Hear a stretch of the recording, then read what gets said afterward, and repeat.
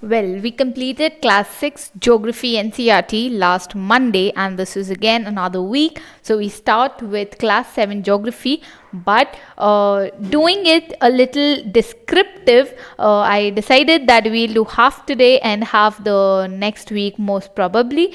So we start with the first chapter and we'll complete the first 4 chapters today. So let's begin and look into what all are the topics that we are going to do. It's environment inside our earth, our changing earth and air, and we'll see what all things we need to learn from this, look into this and mark accordingly. So open your NCRTs and let's begin. The first chapter is over environment, everything that is surrounding us, can be living or non-living things, whichever it is, like physical, chemical, any other natural forces. Balance in nature is maintained by the interaction between biotic and abiotic components, so we'll know about that. And also we'll know that they are divided into two broad parts, the natural environment and the human environment. All of this is given there in slight details and would be very easy because the language is of class 7 students. So yeah, let's begin. This is the first page, and from this we have the small blue box where we need to know what is environment, basic life support system. It provides air, water and food and land. And then how do human beings modify? They use the air, water, land and everything in their own way, and thus they keep modifying the natural environment. We have the components of environment, and this diagram you can use it in your exam paper, like the human made. We have the human and the natural. So human made is artificial and human is different. So make sure that you have this diagram clear.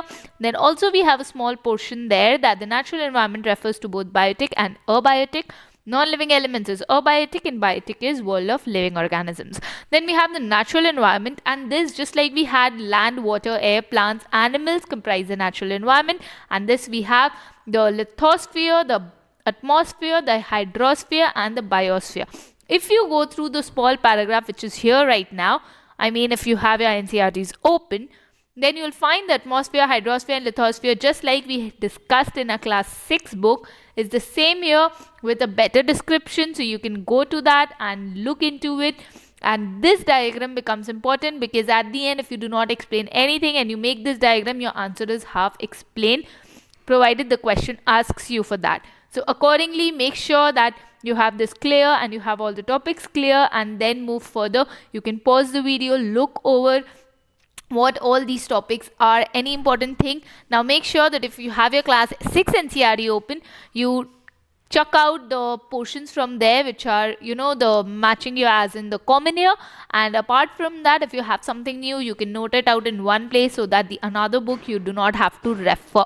Then we have a small portion, ecosystem, system formed by the interaction of all living organisms with each other, the physical, the chemical factors of the environment in which they live, and all linked by transfer of energy and material. So that's our ecosystem. And then we have a small portion called human environment, where humans must learn to live and use their environment in a harmonious way. So we have this, and thus this human environment gets cleared, and in this you have why and how humans use the environment. So make sure that you use them, know them. Ecosystem, just like we discussed right now, the first question gets clear to us. The second question we have is, what do you mean by natural environment? And natural environment is the environment that we studied, that yes, human is different but natural is that. Then is the major components of the environment, and now here it's land, water, air, plants and animals, and not the fear. So it's not the hydrosphere or atmosphere, it's land, water, plants, animals. For examples of human made environment, you can write anything: the crops, the food, the commerce, the industrial revolution, the large scale production, the transportation, the information revolution, anything. What is lithosphere? Class 6, last week's, you can go check it out there, or you can refer to this NCRT that's there, but make sure that you calculate wisely of what to study. Two major components of biotic environment: plants, animals, anything that you want to, those are living. Then last, what is biosphere? And that you all know, plant and animal kingdom together. So this is it. Then we have the tick the correct answer. This is like MCQ thing, which is not a natural ecosystem, aquarium, not a component of human environment, land, human made environment, road and threat to environment, growing population. Then we have match the following: blanket of air which surrounds the earth, that's atmosphere. 2. Domain of water is hydrosphere. 3. Gravitational force of the earth is gravity, so it's not there. Our surroundings is environment. 4. Narrow zone where land, water, and air interact, biosphere. 1. And relation between the organisms and their surroundings is called ecology. So here this is match the following. Then we have main points like give reasons for your answers and things like that. So just make sure that you write these answers, because man modifies his environment. Why does he do that? Because he has the wants, the desires, and everything. And how does he do that? Make sure you write that. Make sure you write the small points that is required. Plants and animals depend on each other. Yes, because plants provide foods and animal gives them oxygen and all the other shelter that's there. So accordingly, answers are important. You never know how will they help you. And do follow the let's do or the activity thing, like I've said in most of my videos. Where does the water you use in your home and school come from? Make sure you write all the sources of water. You'll come to down to the estuaries, the lakes, the rivers, the glaciers, and everything. And with that, where are they located, how much percent comes from this and that, everything. Makes a list of different uses of water in our daily life. You can do that. And have you seen anyone wasting water? What are the modes of wasting water? Make sure you write that. UPSC does ask. Then we have the chapter 2, inside our earth, which covers topics such as interior of the earth, rocks, minerals, types of rock, types of minerals, and things like that. And this is essential to know the facts about our planet in which we live. So that is why this chapter becomes important, and every topic here is beautifully explained with proper illustrative examples. So what we just have to do is go read through them, but just make sure that we read it in the minimum, the least possible time that's required. So the first page that is there is the introduction, the small do you know part, and the interior of the earth. Interior of the earth is crust, mantle, core. You do not have to refer to Google or something like that right now to know about all the details. Eventually, when you proceed to higher standard books, you'll get more details about this. Right now, just know what is continental crust, what is continent, what is ocean, what is oceanic crust. You will know about what all are small or big things and things like that. And also there is a small portion, deepest mine in the world is in South Africa. With this, you also know what is that deepest mine called, a Poneng gold mine in the Gauteng province of South Africa. And with this also know the deepest gold mine of India, that's Kolar Gold Fields. So this is how you relate to the do you know part or the activity part. Then there's rocks. Rocks are made of different minerals. Minerals are naturally occurring substances which have certain physical properties and definite chemical composition. So before knowing what are rocks, let's know minerals. Minerals are these. They are coal, natural gas, petroleum. Where are they used? In industries, in medicine, and in fertilizers also. Then we have the rocks. What is a rock?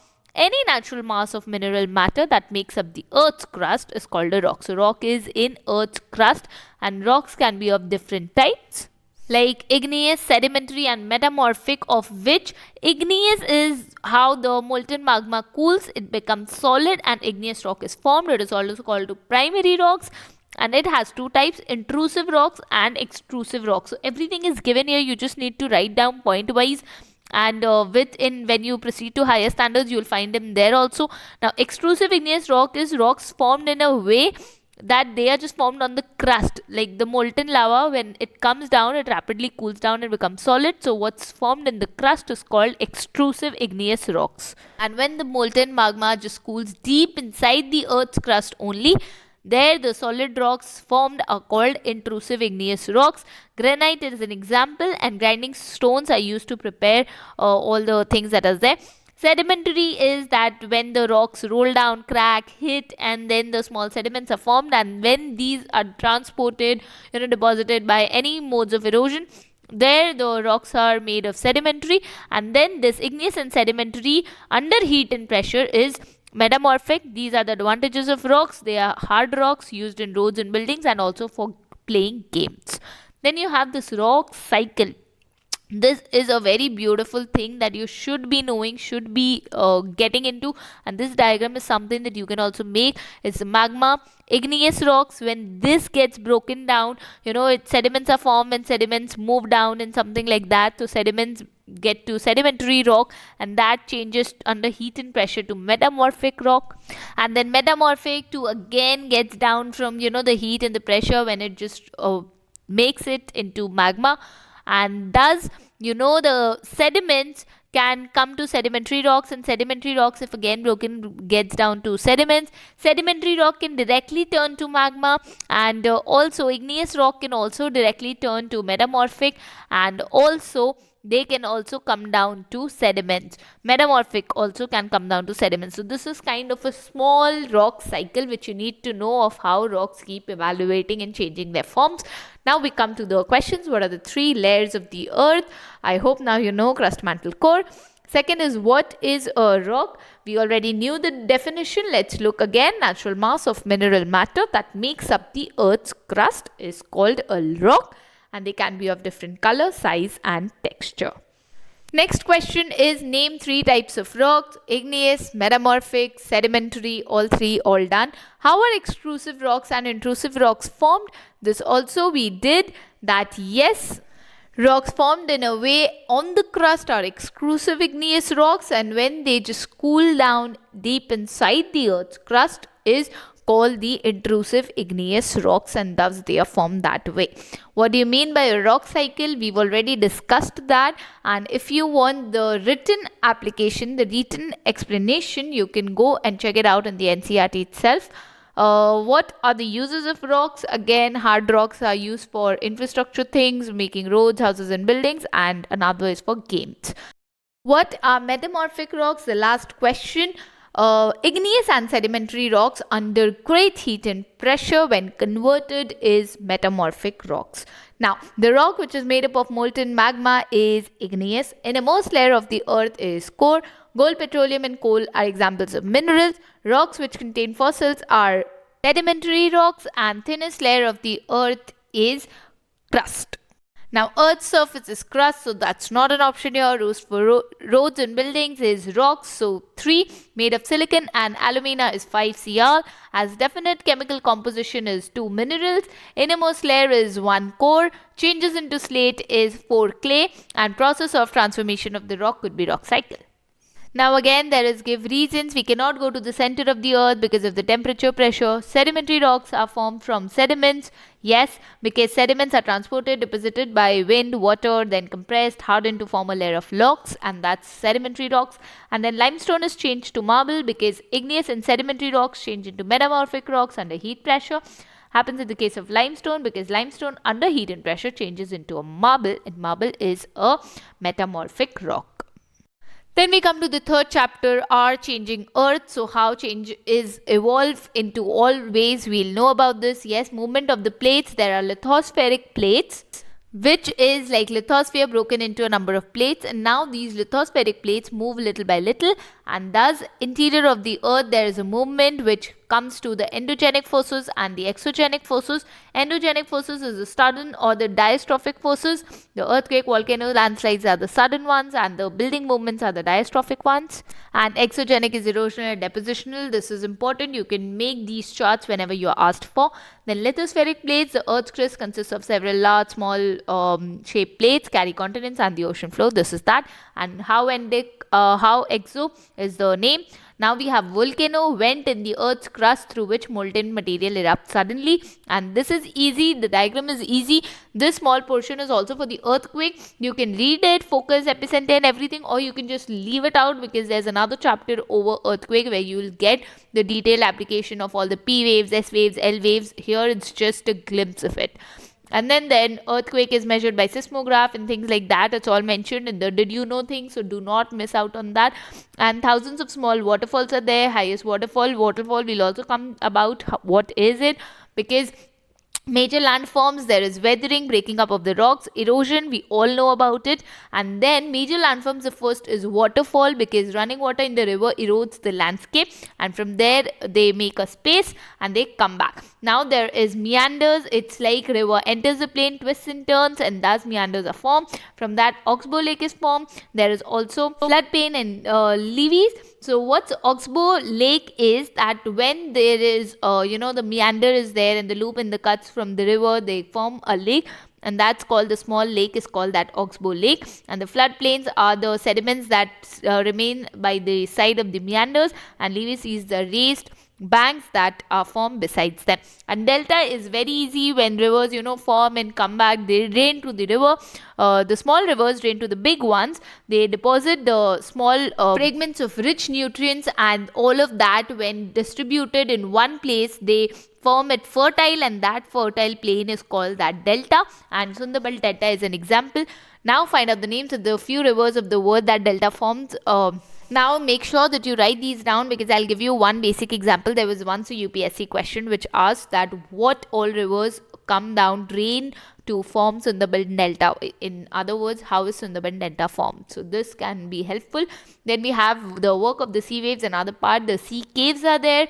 That is the hollow-like caves that are formed. Then we have the sea arches. It's like when these caves become bigger, and then there's stacks, like it'll just look like a wall in that ocean water that's there. And there's also sea cliff, that is the steepy rocky coast rising almost vertically above seawater. So these are small things that you might have just seen in movies and wondered, and made it like wanderlust thing. So these are all something that we relish, but these are the main basic terms of them. Then we have the glacial moraines. It's like when the material from the glacier, anything, the rocks, big, small, sand, silt, anything, when they get deposited in the way they come, these deposits form the glacial moraines, and accordingly, just make sure that you know these terms. There's also the wind thing. There's sand dunes, that yes, when it stops blowing, sand falls, they get deposited, and that's called sand dunes. And when sand is deposited in large areas, it is called loess.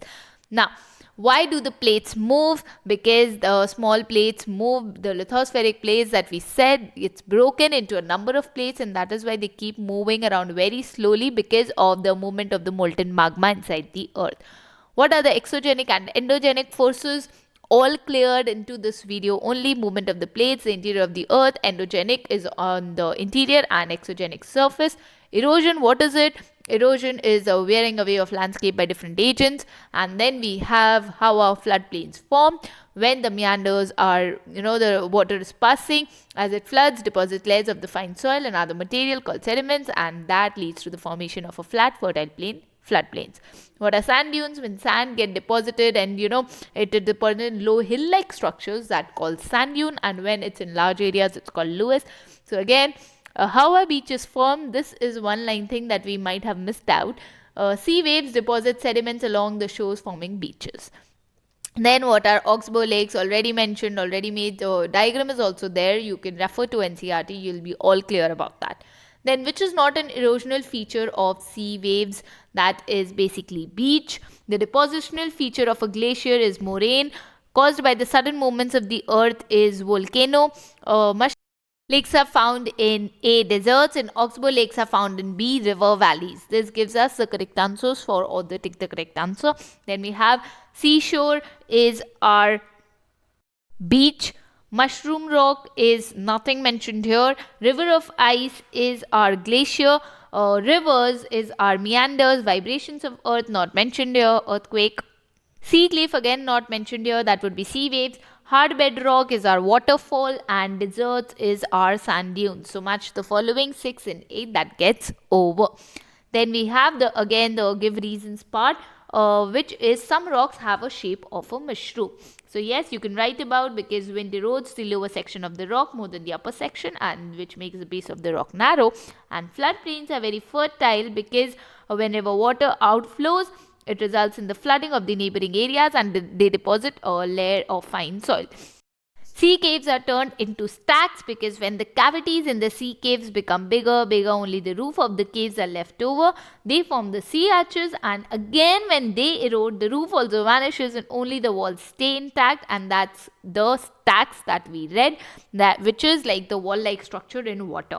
Now, buildings collapse due to earthquakes. So when the lithosphere plates move, surface of the earth vibrates. These vibrations travel outwards from the epicenter in the form of waves, which lead to sudden movement and results in the collapse of building. And this small explanation explains the whole working of earthquake.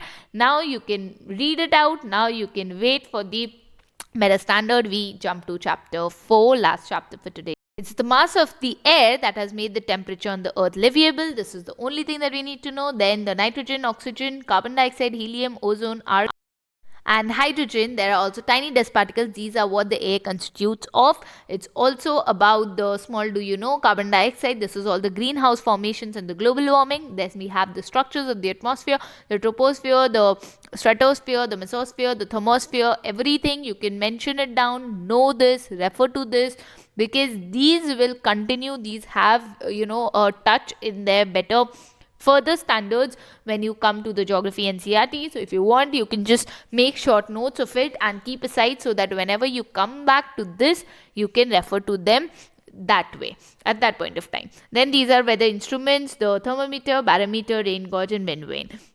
From temperature, it's the insolation. What is insolation? The incoming solar energy intercepted by the earth.